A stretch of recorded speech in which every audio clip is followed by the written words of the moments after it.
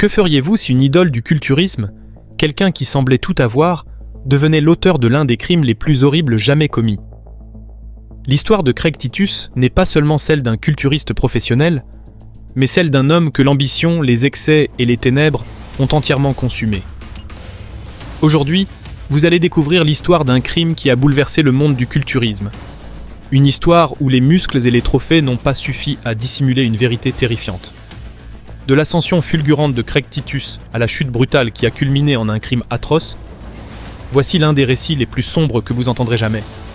Préparez-vous pour une histoire de succès, de trahison et d'une fin que personne n'aurait pu prévoir. Craig Michael Titus est né le 14 janvier 1965 à Watt, dans le Michigan, au sein d'une famille ouvrière. Dès son plus jeune âge, Craig montrait une inclinaison pour le sport et l'activité physique. Bien qu'il soit un enfant athlétique, il ne se distinguait dans aucune discipline en particulier, ce qui le frustrait énormément, car il ressentait le besoin constant d'être le meilleur dans tout ce qu'il entreprenait. C'est à l'adolescence que Craig trouva dans le culturisme un moyen de canaliser cette frustration. « La salle de sport était mon refuge, mon endroit sûr », déclarerait-il plus tard lors d'interviews.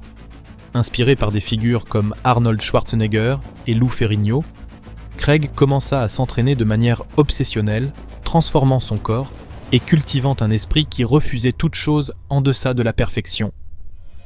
Craig participa à sa première compétition amateur à l'âge de 21 ans, où il se fit remarquer pour sa masse musculaire impressionnante et sa définition. À partir de là, sa carrière prit rapidement son envol. En 1991, il remporta les NPC USA Championships, un succès qui le plaça sur le radar de la IFBB. Toutefois, le véritable tournant eut lieu en 1996 lorsqu'il obtint sa carte professionnelle après avoir remporté les NPC nationales, marquant ainsi son entrée officielle dans le culturisme de haut niveau.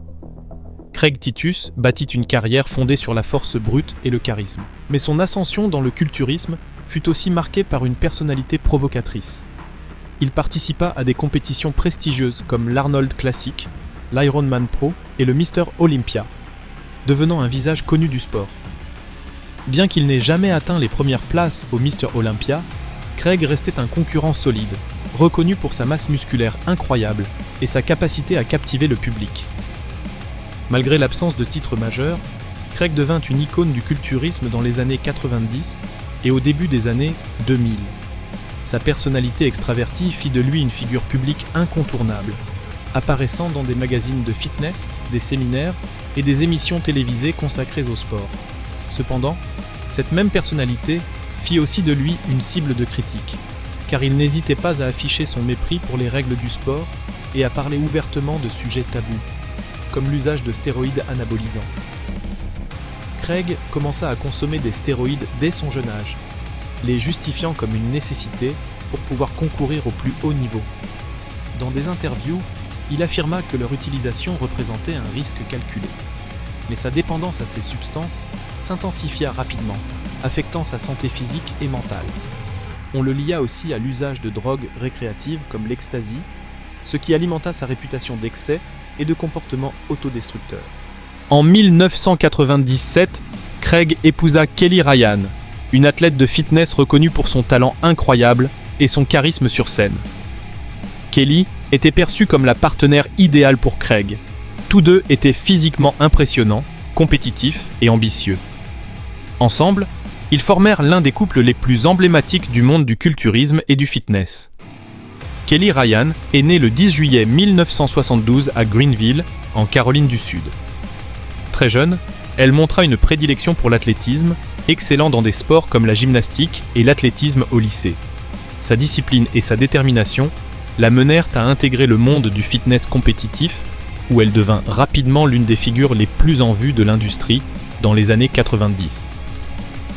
Kelly s'imposa comme une concurrente dominante dans les compétitions de Fitness Olympia et Fitness International, remportant plusieurs titres et consolidant sa réputation d'athlète d'élite. Grâce à son charisme, son physique impressionnant et ses chorégraphies dynamiques, Kelly devint une icône du fitness et une source d'inspiration pour des milliers de femmes.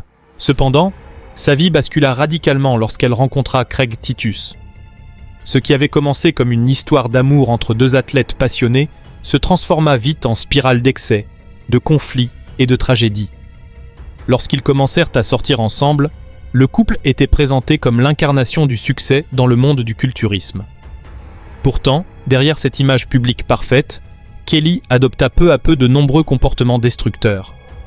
D'après des amis proches, Craig exerçait une forte influence sur Kelly et leur relation était marquée par une dynamique déséquilibrée, Craig prenant la majorité des décisions. Il introduisit Kelly dans un monde d'excès et de drogues récréatives, un univers que la jeune femme n'avait jamais connu auparavant. Bientôt, le couple devint célèbre non seulement pour ses succès sportifs, mais aussi pour sa vie nocturne mouvementée et ses conflits personnels. Leur relation était imprégnée d'excès, ponctuée de rumeurs constantes de disputes violentes, d'infidélité et d'abus de substances. En public, il semblait être un couple parfait, mais en privé, ils luttaient contre une chute inévitable. Le 14 décembre 2005, Craig et Kelly prirent des décisions qui allaient changer leur vie à jamais. Ce fut Melissa James, une jeune femme qui avait travaillé comme assistante personnelle de Kelly et qui vivait avec le couple à ce moment-là.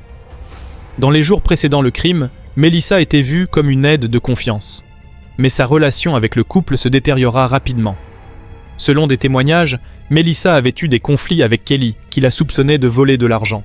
De plus, des rumeurs circulaient sur une possible relation entre Melissa et Craig, ce qui tendit encore davantage la situation.